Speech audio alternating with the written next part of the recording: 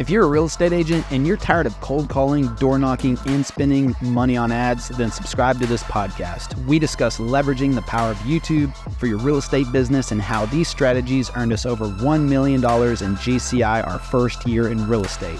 My name is Levi Lascsak and my partner is Travis Plumb. Let's get started. Welcome to Passive Prospecting, YouTube for Real Estate. Today we're discussing the secret sauce for attracting investor clients with YouTube. Let me know, everybody. Give me a few thumbs ups or okay if you can hear me all right. Just want to make sure audio is good, and we will get to moving. Good to see you. See Timothy, Yari, Timmy, Karen, Jacqueline, Micah, Danielle, Sonia, so many more.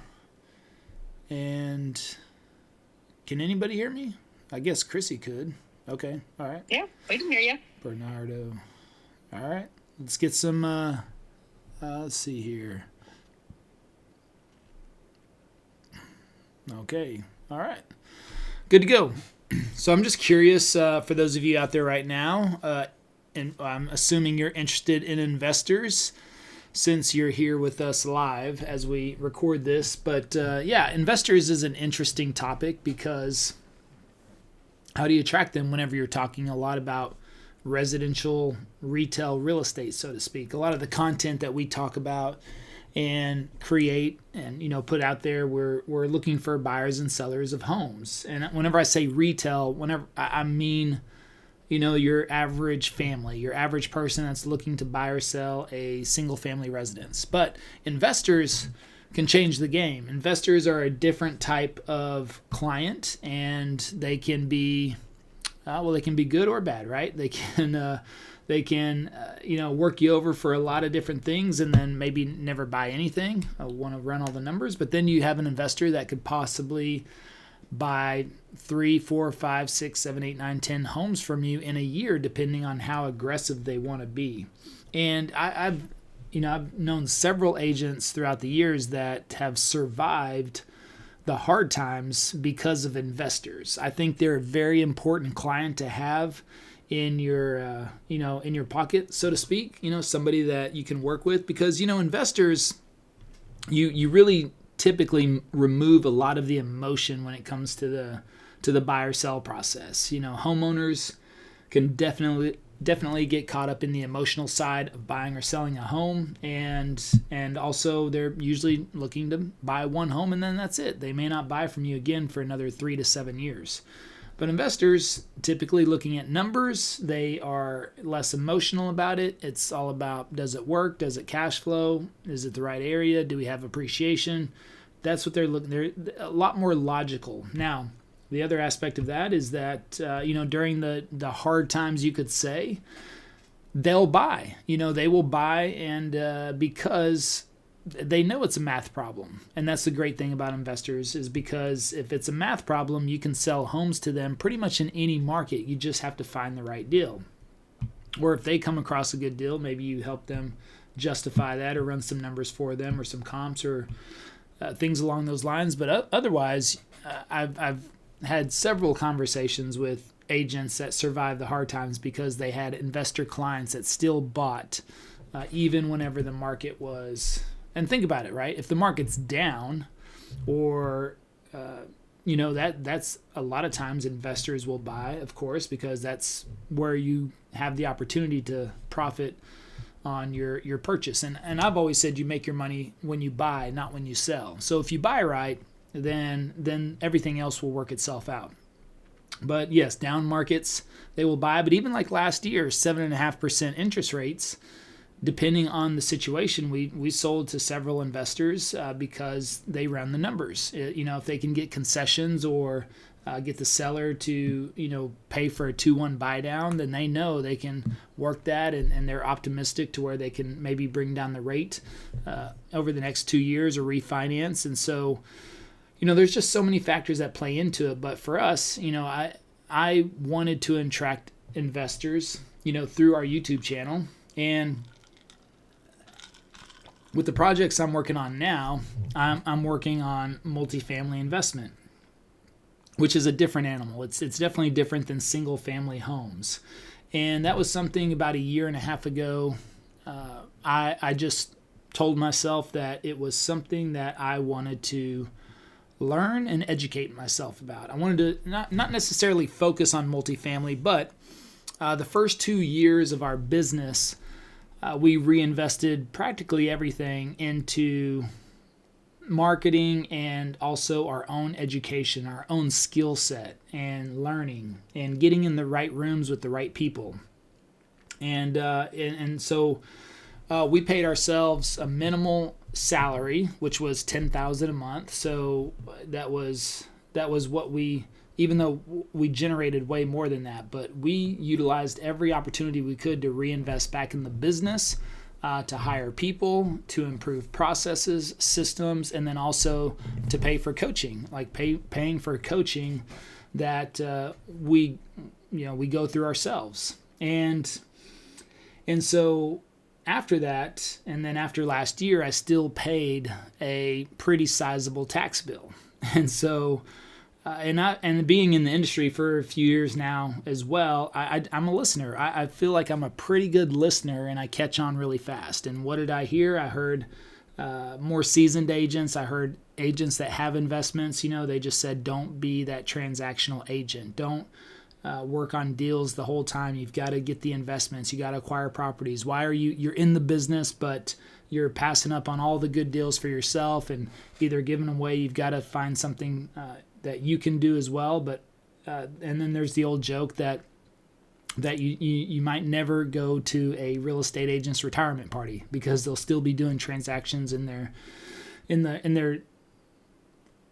dying breath. That's the old joke. That's what I heard. All right. So I just said, okay, all right, I've got to change some things up. But after investing, the first 2 years of the business, that was something that I wasn't looking to do immediately. I wanted to invest in myself. And that is something that I think investing in yourself is absolutely critical and also can give you the biggest return. I mean, what we were able to learn and consume over the first couple of years, especially by putting ourselves in some of the best rooms with the best people, even though that cost quite a bit, it just hyper speeds your learning capabilities. And also, I took a point to where about 1.5 years ago, I just said, okay, you know what? Multifamily, I think, is where I want to start my investment. I mean, I've done investments before. I've had 7 rentals at one time. I've done a few fix and flips. I have Airbnb. But all of that, you could say, was part-time. I never earned a full-time income from my investments. Not even with 7 rentals. I think at that time, I definitely didn't know what I know now. And I probably wouldn't have sold them if I know what I know now. But I sold everything off in 2019 because I thought the market was going to crash in 2019. And, so if I would have held them 1 extra year, I don't know, I probably would have doubled everything that I made. I still did well, but selling them. But at that time, I was not in the business. I was just doing it as a investment strategy. So now I was like, okay, do I want to get into single family homes? That's the question I was asking myself. Do I want to get into single family homes? Do I want to go down that road? Because I know that if you just acquire one property, it's probably not ideal to bring on a manager for one property. You need to have multiple properties, maybe 5, 6, or 7 before it's a good time to bring in a manager.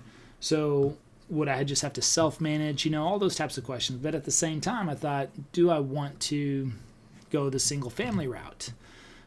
Is that addition versus multiplication? And of course, being in these rooms with bigger influencers, bigger thinkers, I started to be around people that were investing in apartments and multifamily.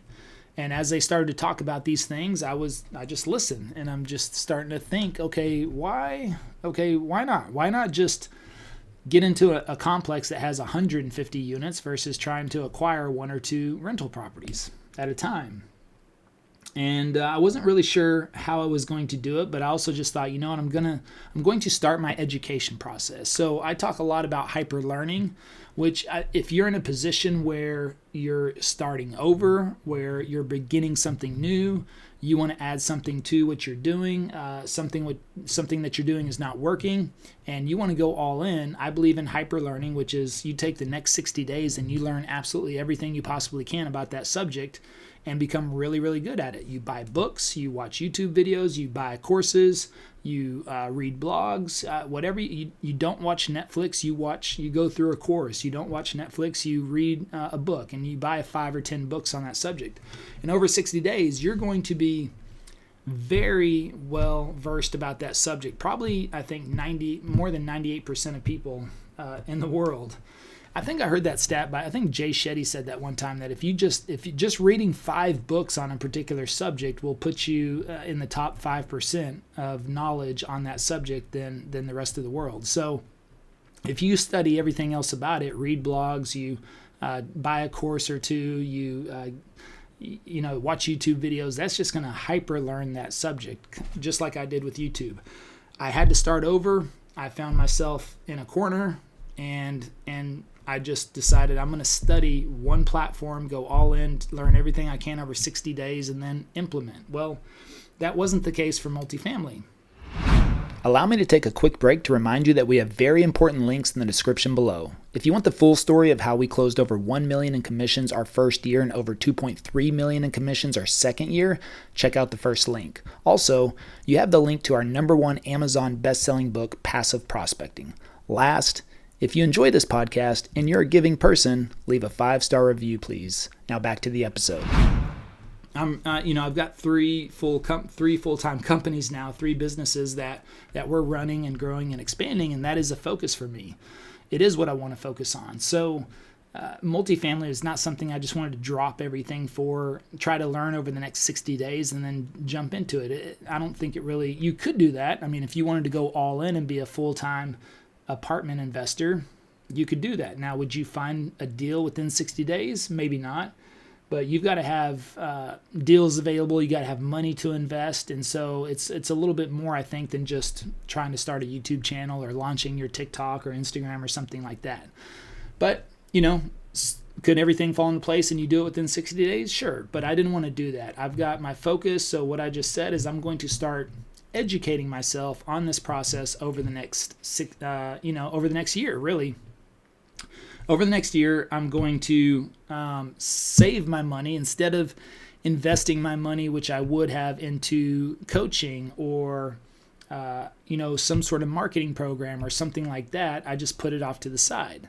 And again, before I still get coached. So I still pay for high ticket coaching on myself. Travis has a personal coach as well, and that's not cheap. Travis's coach cost $48,000 a year. My coach cost $25,000 for the year. So we both have our own coaches, for a high ticket item, and we're good with those guys that we're working with. And so now it's like, okay, I'm not going to invest in those types of things because I'm good with what I have. I'm going to just save that money on the side. I'm going to start my education process. I'm going to buy a book. Instead of 10 books on apartments or multifamily, I'll buy a book. I'll download an Audible. Where's the next conference? Oh, there's one in Dallas in a couple of months. I'm going to go to that conference. And that's really what kind of started the whole cascade of events about 1.5 years ago. At the beginning of 2023, I said, I'm going to write out a goal. I write out daily goals in my little planner until I achieve them, and then I delete it and replace it with a new goal. So one of those daily goals that I wrote for 2023 was I invest in 500 doors in 2023. That's simple. Was that going to be one deal? Was it going to be 3 deals? I don't know. I just wanted to be invested in 500 doors by the end of 2023. And that was it. Started my education process. Went to, I think, 3 different multifamily conferences, read a couple of books, a couple of Audibles, and watched a few YouTube videos. Nothing crazy, not trying to hyperlearn, but also just stacked my cash on the side, okay? And had that ready for the right time and the right opportunity. Well, lo and behold, there's a group in Dallas that is doing this full time. They are working on this. And guess what? I met them a year ago at a Brad Sumrock conference, which Brad Sumrock a protege of Grant Cardone, you could say. Multifamily here in Dallas, I think has, 8,000, 10,000 units under his name.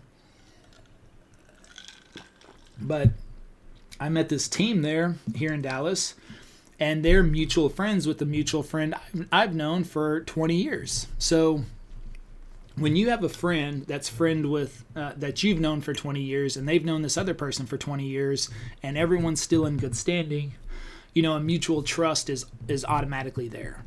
And so I said, okay, came across them a year down the road after I met them, and they are really starting to ramp up their multifamily portfolio. And guess what? They're looking for investors. And that's whenever I started to learn about general partner versus limited partner. And when I learned about limited partner, I thought, oh, wow, I can invest my money in multifamily as a limited partner. I can invest money. I don't have really any responsibility because all that responsibility is taken on by the GPs.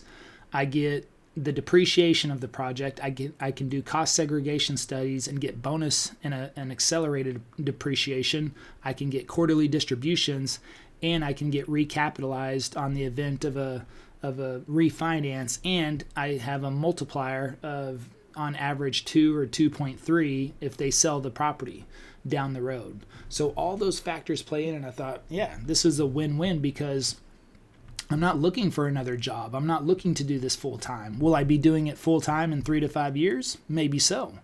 Maybe it's my exit strategy, from YouTube. Do I see myself making YouTube videos about the Dallas market forever? I don't think so.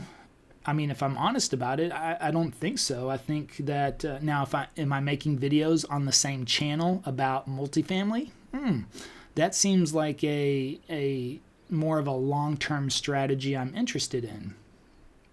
Because if I'm doing that and I want to attract those types of clients, those investors, that's where I have to shift content towards. So what I'm leading up to right now is that, which is if you want to attract investor clients to your YouTube channel, guess what? You've got to make investor content.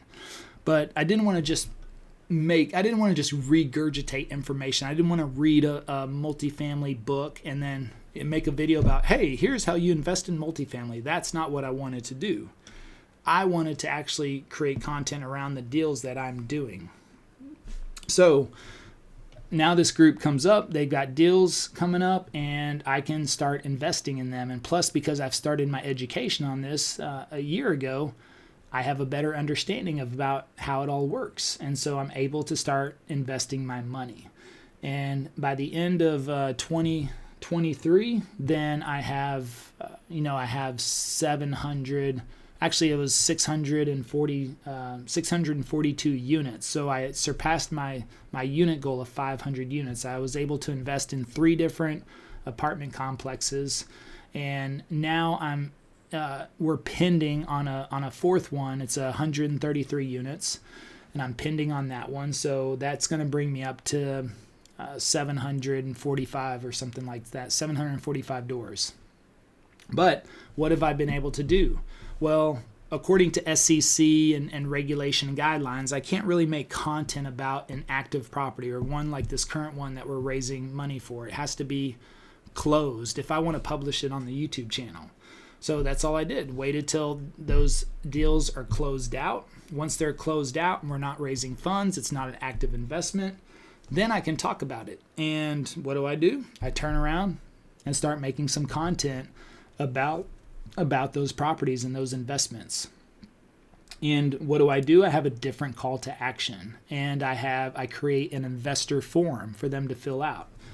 And I know it's a different type of client, but I'm creating the same style of video, almost like a vlog, a property tour in combination, taking them through the complex, walking the property, talking about different things. And then at the end, even capping it off with numbers, things we're working on through the deals. And then, I got a few videos. And what has that led to? Well, the last one that I published has, which was the first or second week of January, has already generated 18 investor leads. 18 investors filled out my form, wanted to get on the list. And my call to action is by the way, this property is closed out, but if you want to be notified about our next opportunities coming up, then fill out the form in the description. And so we have an investor form just for them. They fill out. I ask them some survey questions. How much money do they have? Are they accredited? Are they non-accredited? Are they sophisticated? How much capital do they have to deploy? Can they raise other capital? And sure enough, also, I've already gotten a few of those investors to invest in our deals already. And so, and now on one of these deals, the team comes to me and helps me become, or ask me to be a GP, a general partner, which there's additional upside for that because of the ability to raise money now, for that complex. And that's a huge opportunity. So I'm able to do that. And so does that affect my channel? No, actually our channel is getting even more traction than it has last year. It's actually gaining the most traction, the most momentum ever with our regular videos. We're getting more calls for our residential retail clients, you could say, plus I'm building this investor list and already gaining traction with investors to help, to get them to invest in some of these deals that we're working on. And we've already got the next opportunity lined up after this one. So as soon as we close on this unit complex, we're going to be bringing that next one up. And guess what? We'll start it all over again. And now I've got a full list of, I think I've only made 4 videos, and really 2 of them targeted towards multifamily right now. And I've already got a list well over, I think it's right about 60 total investors that I've collected from that are interested. Will every single one of them invest on every single deal? No, but I've got a qualified list that's opted into my my email now that we can market to them directly and find them, and all we need is a couple of them each deal, and that's going to help out significantly. So ultimately you've got to, and whenever I created this content too around the apartments, I don't have to know everything. What did I do? I got one of the GPs on the deal who's been in multifamily longer than me, knows a lot more, and got them. We went to the property, walked the property. I asked him questions. It was almost kind of like in-person interview style, just walking around and then showing him different things on the complex. And then the video cuts to a Zoom call. I jump on with another GP that knows all the numbers really well. So the GP I walked the property with knows all about, renovations and things to look out for, due diligence, all these types of things you'd walk through on that property. The other GP loves the numbers, loves talking through all that stuff. And so we jump on a Zoom, very simply, share screen. Next thing I know, I've got a 50-minute video. So didn't know how long it was going to be, but that's what it came out. And then the next video we did, I think, is about the same length, 50 minutes. And now a third one's going to be coming out, probably going to be about 50 minutes. So it's good long content, not intentionally making it that long, but once we run through all the information, it's there. Now, guess what? Somebody who's about to invest 6 figures or maybe even multiple 6 figures into an apartment complex, what do you think they like? They like longer videos, the more information. I mean, we're showing them boots on the ground. I'm not just sitting in my office saying, okay, let's talk about cap rate. This is a cap rate, right? I'm not really looking for those. I'm not trying to educate the first-time investor. I'm looking for people that are accredited or sophisticated, or if there's room for a non-accredited on there, depending on the raise we're doing, which is 506B or 506C, then that's a difference on who can get in on that deal. But I'm looking for people with money, right? That's who I'm looking for. So I'm not going to sit here and make videos about what is the cap rate and what is accelerated depreciation. I'm going to assume that these people know a significant portion of that. And that's why going on site, making videos about what we've already done, what's happening, and how more deals are coming up, that's how we're able to attract these investor clients.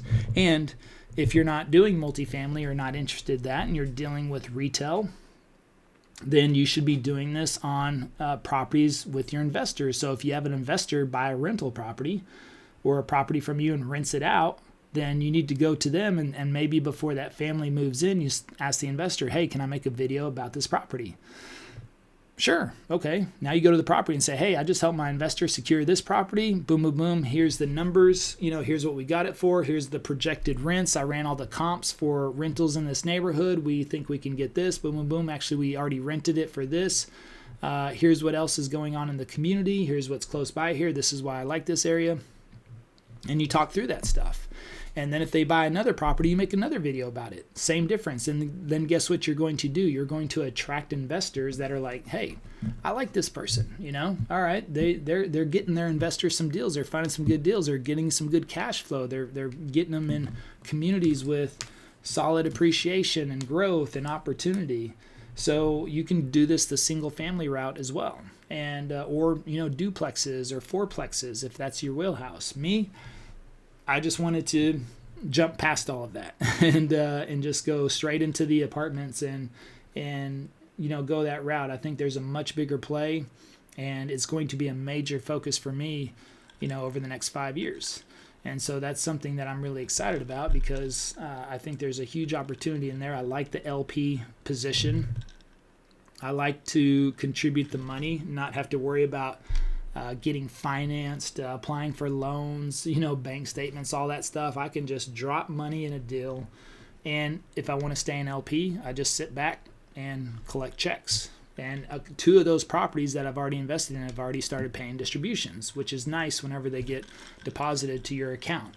It's a good feeling. But I'm not in it for the distributions. That's the icing on the cake. I'm in it for the cost segregation, the accelerated depreciation, the overall depreciation. I'm in it for the recapitalization opportunities around refinance. I'm in it for the multipliers if we sell those properties. The quarterly distributions or monthly distributions based on how they structure it is all just icing on the cake. But overall, it's a really simple formula, which is make content on the type of business you want to attract. That's really what it comes down to. You want to attract single-family investors? Make content around single-family investments. You want to attract multifamily? Make content around multifamily. If you want to attract $1 million clients, make content on $1 million properties. You want to attract $5 million clients, make content on $5 million properties.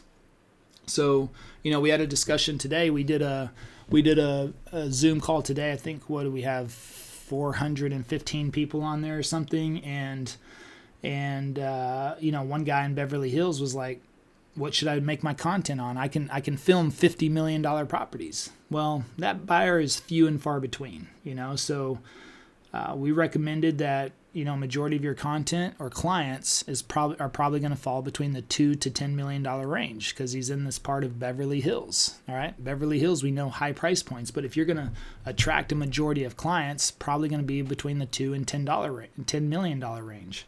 So that's probably where he should focus a majority of his content. Now, if he can film a $20 or $30 million property, cool, go for it. But is that buyer going to come along every day? Probably not. Once a month? Probably not. That could be a once a year, once every 2 years, maybe a once in a lifetime chance to sell a $50 million property. But you never know. I don't know. Ryan Serhant wrote the foreword for our book, and that's what he wrote in the foreword, is that he acquired a nine-figure property because of his YouTube channel. And that started to lead to more 9-figure properties. So once you sell your first one, man, it's a lot of opportunity from there. So that's kind of my take on attracting investor clients. Chrissy, anything you want to add in there? No, I was just going to say, you don't have to be in multifamily to make investor videos. We've done videos in communities that just are ripe with investors. For instance, Princeton, when they did that video, I'm not sure how it's been built out so far, but I know that there's been a lot of opportunities just because of the housing prices over there and the way that they've been building for investors to come in.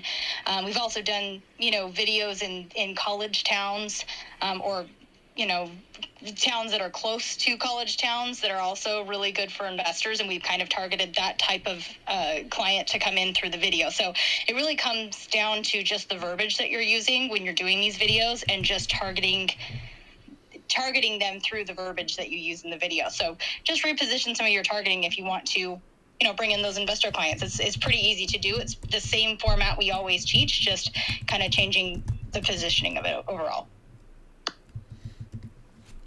Awesome. Hey, Cindy from Salt Lake. Good to see you. Hope you're doing well.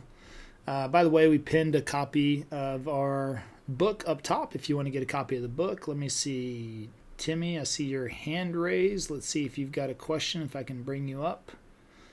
Never lets me bring people up for some reason. Chrissy, can you bring up Timmy? Yeah, I invited him to speak. Oh, I think it's a her. Timmy. Oh, sorry, I didn't see your picture. Just saw your name. Yeah, if you can't come up, you can throw your question in the chat. If anybody has any questions, then throw it in the chat.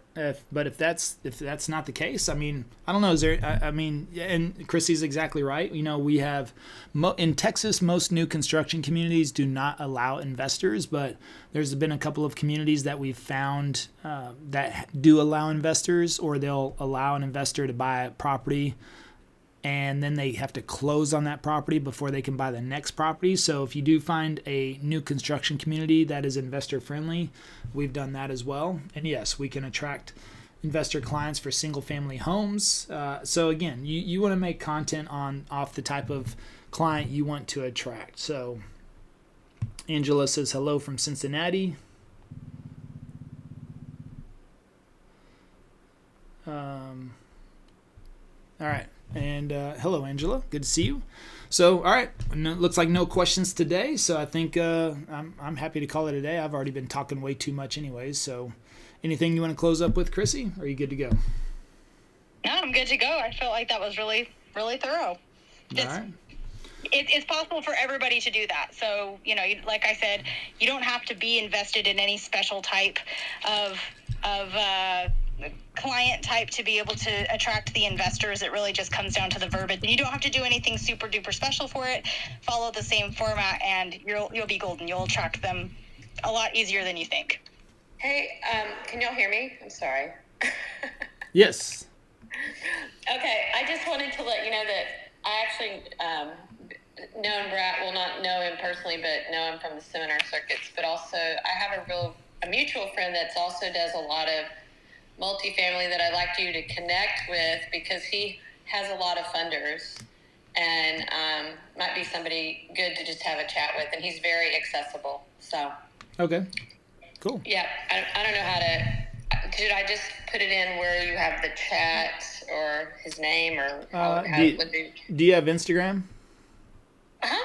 Okay. If you go in my profile, my Instagram should be linked in my profile in here. And you can shoot me a message on there, probably a little bit easier. Yeah. Okay. Will do. And appreciate it. Yeah, no problem. Okay. All right. Well, thank you, Timmy. Thanks for joining us, and we will see you all next week. Thank you for joining us on today's podcast. If you're interested in partnering with us to access our YouTube course and coaching at no cost, schedule a call at passiveprospectingpartner.com.